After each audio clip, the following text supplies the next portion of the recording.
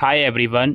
SSC stenographer grade C और grade D का notification out हो गया है और आज हम इसी नोटिफिकेशन के बारे में डिटेल में डिस्कस करने वाले हैं।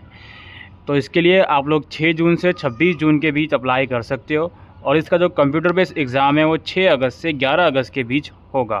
तो वैकेंसीज़ की बात करें तो 261 टेंटेटिव वैकेंसीज़ इस बार स्टेनोग्राफर के लिए निकाली जाएंगी।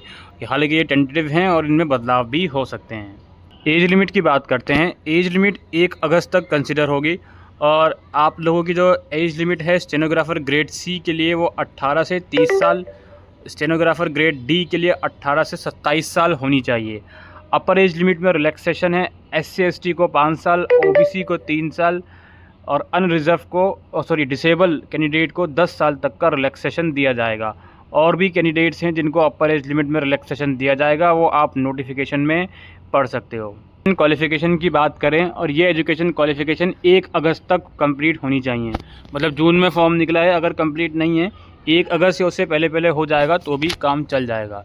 तो क्वालिफ़िकेशन 12th स्टैंडर्ड की रिक्वायरमेंट है किसी भी रिकॉग्नाइज बोर्ड से, और आपने अगर डिस्टेंस लर्निंग मोड से भी अगर क्लास 12 कंप्लीट करी है तो भी आप इसमें एलिजिबल हो। अब अप्लाई की जहाँ तक बात है तो एसएससी की ऑफिशियल साइट से ही ऑब्वियसली अप्लाई होगा। अगर आपने OTR नहीं करा तो पहले OTR करोगे, उसके बाद लॉगिन करके फॉर्म को कंप्लीट करोगे। फीस 100 रुपीज़ है और वुमेन और SC/ST और डिसेबल कैंडिडेट के लिए कोई भी फ़ीस चार्ज नहीं करी जाएगी।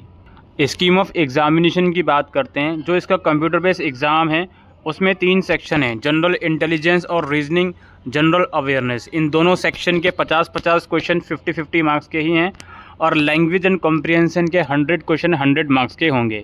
पेपर 2 घंटे का होगा और जिनके पास स्क्राइबर की फैसिलिटी है उनको 2 घंटे 40 मिनट दिए जाएंगे। ऑब्जेक्टिव टाइप पेपर होगा और इंग्लिश और हिंदी दोनों ही मीडियम में आएगा।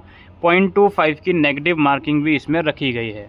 डिटेल सिलेबस भी आप लोग यहाँ पर देख सकते हो। GI और रीजनिंग का, जनरल अवेयरनेस का और फिर इंग्लिश लैंग्वेज एंड कॉम्प्रिहेंशन का।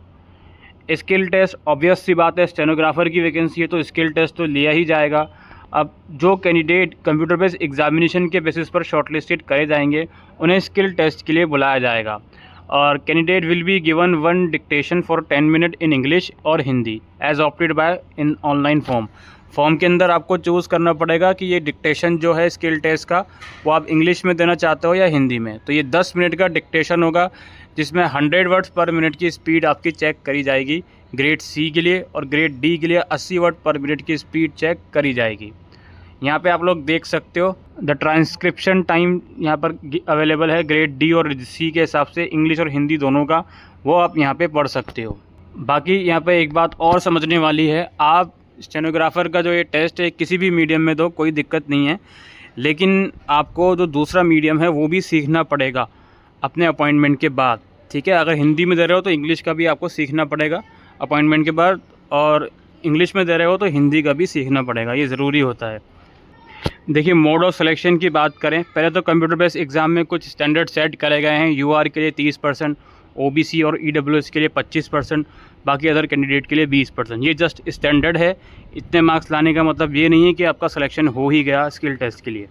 इसमें आप लोग जब फॉर्म भरोगे दोस्तों तो उसमें प्रेफरेंस देना पड़ेगा कि आप ग्रेड सी के लिए कर रहे हो या ग्रेड डी के लिए या फिर दोनों पोस्ट के लिए। अब सिलेक्शन प्रोसेस में ऑब्वियसली पहले CBE होगा, उसके बेसिस पर, उसके मार्क्स के बेसिस पर कैटेगरी वाइज कैंडिडेट को स्किल टेस्ट के लिए शॉर्टलिस्टेड करा जाएगा।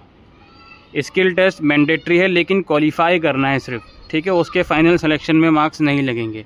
फिर स्किल टेस्ट क्वालिफाई कर लेगा, फिर फाइनल सिलेक्शन के लिए अगेन कंप्यूटर बेस्ड एग्ज़ाम को कंसिडर करा जाएगा। और जो आपको फाइनल अपॉइंटमेंट होगा आपका मिनिस्ट्री या डिपार्टमेंट में, वो डिपेंड करेगा कि आपने पोस्ट प्रेफरेंस क्या दिया है। पोस्ट प्रेफरेंस भी आपसे भरवाया जाएगा। जो भी सिलेक्टेड होता है स्टेनोग्राफर की पोस्ट के लिए दोस्तों, वो इंडिया के अंदर कहीं भी सर्विस देने के लिए लायबल है। टाई ब्रेकिंग रूल लिखे हुए हैं, इन्हें आप पढ़ सकते हो। एक्शन वगैरह लिया जा सकता है अगर आप कोई भी इनडिसिप्लिनरी एक्टिविटी करते हो तो उसकी डिटेल ऑब्वियसली जो हर एक फॉर्म में लिखी रहती है वही यहाँ पर भी लिखी हुई है। प्रोफॉर्मा है अलग अलग सर्टिफिकेट डॉक्यूमेंटेशन के। इन प्रोफॉर्मा का अगर आपकी ज़रूरत है तो इन प्रोफॉर्मा के अंदर ही आप डॉक्यूमेंट अपलोड करोगे। फॉर्म कैसे भरना है उसका प्रोसेस ऑब्वियसली यहाँ पे अवेलेबल है, इसे भी आप लोग रीड आउट कर सकते हो। तो यही दोस्तों इस वीडियो के अंदर हम डिस्कस करने आए थे regarding SSC stenographer grade C and grade D vacancy. आपको ऑफिशियल वेबसाइट का लिंक डिस्क्रिप्शन बॉक्स में मिल जाएगा, वहाँ जाके आप अप्लाई कर सकते हो और इस नोटिफिकेशन को रीड आउट कर सकते हो। आज के लिए इस वीडियो में इतना ही। Thank you.